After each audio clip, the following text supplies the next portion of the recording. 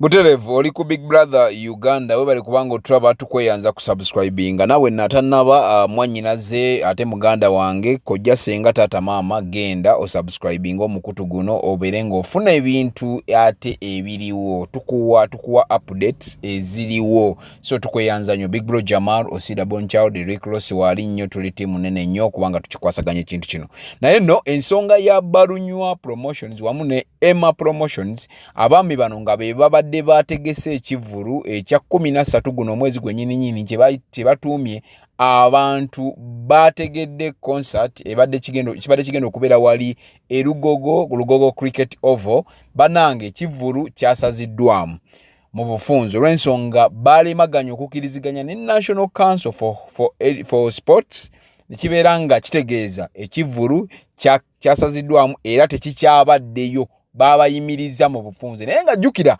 abakulu bano babadde bataddemu essente era nga balanga abakulu bano bakola press conference eyakulirwa abakulu abategesi bano ababiri naye nga omuyimbi omukulu Ziza Bafana era nga yabadde akulembedde abayimbi bawererako ddala bali abayimbi 9 abafichalinga mu luyimba luno nga bagamba ti abantu bategedde concert so muganda wange gwe ali eyo omulabi alabe bifaananyi ebyo tugezezzaako kwasaganya ate omukulu akwasaganya ensonga za National Council for Sports mu office ye tubadde tugezaako okumulaba naye nga tabaddeeyo tugenze ku office ELugogo nga taliiyo ne tuvaayo ne tugezaako omukwasaganya ku simu zasose kubanga teziriiko naye ne zituyamba essimu ze ne zibeerako era n'azikwata mu ddoboozi lye bw'atyo bw'agamba kubanga ategeezeza tabaddeewo abadde Bulaaya era ensonga ezo tazimanyi ye nga ye bw'ategeeza mukulu Ongwaro Patrick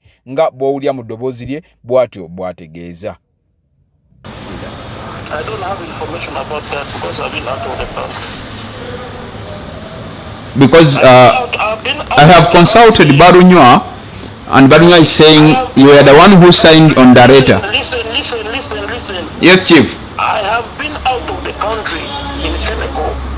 There has been an acting general secretary who handles those matters. So get in touch.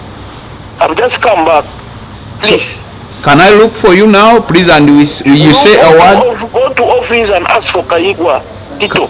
Kayigwa Tito? Yes, please. Okay, thank you.